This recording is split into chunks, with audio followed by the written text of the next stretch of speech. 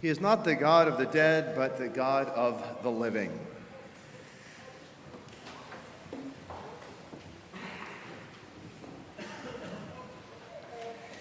In this passage, Jesus is speaking of the resurrection, and he's speaking of it in relatively veiled terms because he doesn't speak specifically about how he will be raised.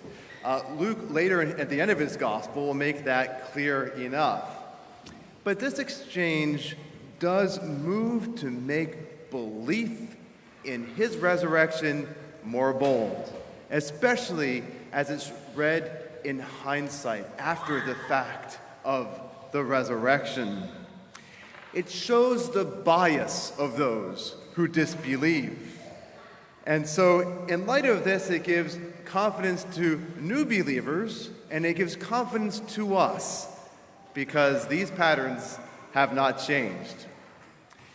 And so here we see where there's a group of religious leaders who are trying to prove that there is no resurrection of the dead by putting Jesus to a test. And so here there are two groups of religious leaders. There are the Pharisees and the Sadducees, the two major groups anyway. The Pharisees very much believed in the resurrection, picking up on, especially from the words of the prophets, as well as the history of Maccabees, where the Jewish people who stood firm faced great persecution. And it was belief in the resurrection that enabled them to persevere over and against the compromised authorities. And so the Sadducees, in contrast, were those who say, look, we focus on the old books, the first 5 books of Moses. That is the foundation of our faith. And so, in other words, these newer books, we know that they give reference to the resurrection. I'm not sure that the interpretation of them has been fully established by the authorities. We're just going to base ourselves on the old books. And so they don't believe in the resurrection because it's not so clear. And they would say it's not clear at all in the books of Moses. But why else might they be less inclined to believe in the resurrection? Could there be some other reason? Well, the Sadducees were the ones who were in charge of the temple. They were the ones who had the real authority. They were the ones who were more closely aligned to Herod and to the Romans. And so, if you believe in the resurrection, isn't that more likely to make you more bold? Isn't that more likely to bring about the kind of revolution that happened at the times of the Maccabees? Wouldn't that upset their alliance that they have with Herod and with the Romans? Wouldn't that upset their authority potentially? So these are the leaders who cared more about the status quo. But then we find that Jesus proves the truth of the resurrection from those first 5 books of Moses. Very simply, he points out that Moses, in the passage about the burning bush, simply refers to the God of Abraham, Isaac, and Jacob. And so the implication here is very clear. He's not referring to these books Moses is not referring to this in the past tense, but in the present tense. The God who's still the God of Abraham, of Isaac, and of Jacob.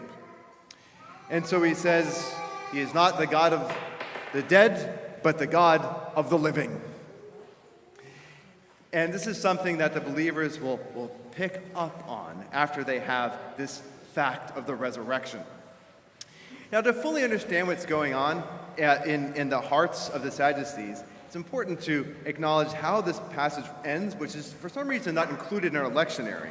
But just after the lectionary, where Jesus points this out, he says, all live to him, all right? Boom, he's not the God of the dead, but the living. All live to him. But then it says, the Sadducees replied, well, teacher, you have spoken well. They have to admit that there's continuity then, that this idea of the resurrection has continuity with revelation from the very beginning. But then it says this, the Sadducees Sadducees determined not to ask any more, for they dared not ask him any more questions. This goes to show that their agreement with him was not of heart, but more of political expedience. It's not going to serve our cause by asking him any more questions, because he's a little bit too quick for us. But what did they do instead? It's at this point that they decided to kill him. So Jesus won the argument, but you might say, well, that's a bit of an ironic victory. They just determined, well, we're just going to get at him in some other way. But let's just pause here and acknowledge that this led to the very cross which brought about the resurrection. The resurrection cannot be stopped. It also shows that in hindsight, when they go back to this passage, it calls the bluff of these Sadducees. It removes their theological mask, which shows that they really just simply wanted to stay in power. Fast forward, and the new believers, those who knew the resurrection, read this. And the question we can ask was the kind of revolution that the Sadducees feared, is that what came about in the end? In other words, what they were fearing were fanatical people who were willing to die for their cause. Is that what came about, their worst fear? After all, we've seen many revolutions throughout the history of the world. There were Jewish revolutions just before Christ. And what they all have in common is that, yes, they are people willing to die through their own violence, through sabotage, through passionate belief in a cause. But we have something rather different here. Something far more powerful than people who are willing to die and kill for a cause.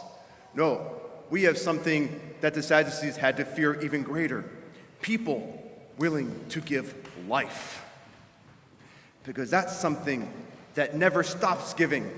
That's a movement that keeps on growing. Far more dangerous than a revolution of people willing to kill are those who are willing to give life. So what came about was not so much a revolution, but an invitation. Look, we have something for you, not against you. And that is far more upsetting to the power than any other revolution that the world has ever seen.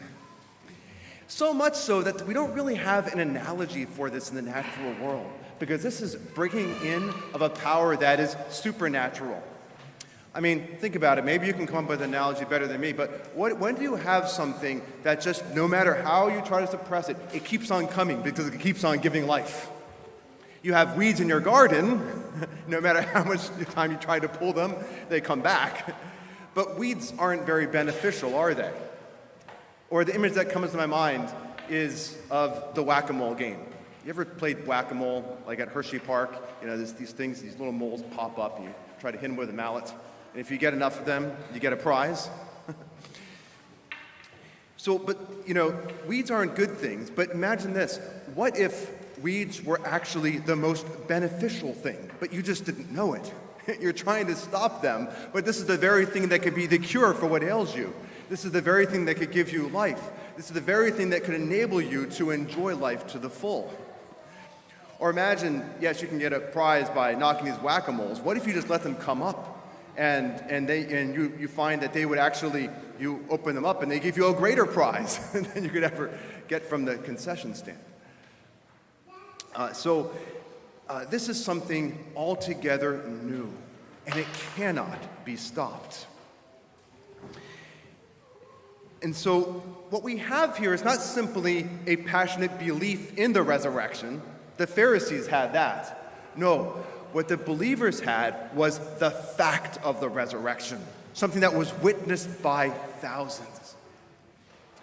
And so this is not a revolution, but an invitation. Come and have life, truth that wins over the world. So we see analogies for this throughout history. So let's take encouragement from how the events unfolded. It's true, the Sadducees were able to stay in power for a while. Yes, they had the cross. They thought they got rid of this guy. And after the resurrection, they still had power, so they were able to pull strings, and they were able to suppress truth. Remember, after the Gospels, they paid the soldiers to lie and say that someone stole the body, and that did persist for a while. But nothing can stop truth. Nothing can stop that. So what Jesus showed by pointing out that, yes, Moses understood this resurrection simply by referring to Abraham, Isaac, and Jacob. He is not the God of the dead, but the God of the living. He shows that this is continuity of everything that came before. Everything that came before in the history of the world all looks forward to this moment. Then everything that continues carries forward the fact of the resurrection. It changes reality by bringing into the world something that wasn't there before. That can't be changed. So what's happened to us now, where we have in our country powers that suppress Christianity, the culture of death that comes to the fore? I was just reading a recent article in First Things by Ross Douthat, the New York Times columnist. And he's wondering, well, what do we do? How do we regard political power in this current age of religious decline? Is the power the problem? And he actually pointed this out. No, the power is not the problem. The reason why Christianity has declined is because there's divisions in the church itself. Because within the church itself, we've ceased to believe more powerfully what is our own. We've ceased to proclaim the resurrection. He talks about the soft power that established the Christian consensus in the United States, the soft power of the Protestant world. The major Protestant denominations all started to deny the resurrection and the virgin birth. That's why we have so much problems in our country right now. And then in the Catholic world, all the divisions that we had post-Vatican II, people trying to be relevant, and the worship wars that we've had, and we just lost our own momentum. And so, but this is encouraging, especially in light of what Cardinal Ratzinger said, well, long before he was a cardinal. He first wrote in 1969 as a priest. He said, there's going to be a shrinking of the church because we don't proclaim the resurrection as powerfully as we used to. But then he says this: when the trial of this sifting is past, a great power will flow from a more spiritualized and simplified church. Unbelieving men in a totally planned world will find themselves unspeakably lonely. And so there will be a new opportunity for this resurrection gospel. If they have completely lost sight of God, they will feel the whole horror of their spiritual poverty. Then they will discover the little flock of believers as something wholly new. They will discover it as a hope that is meant for them, an answer for which they have always been searching in secret, which is true even for Sadducees, who eventually came to see the futility of holding on to power and came to believe. And so, while Ratzinger predicted a certain decline as a result of the church not believing her own truth, he gave parallels to what preceded the French Revolution.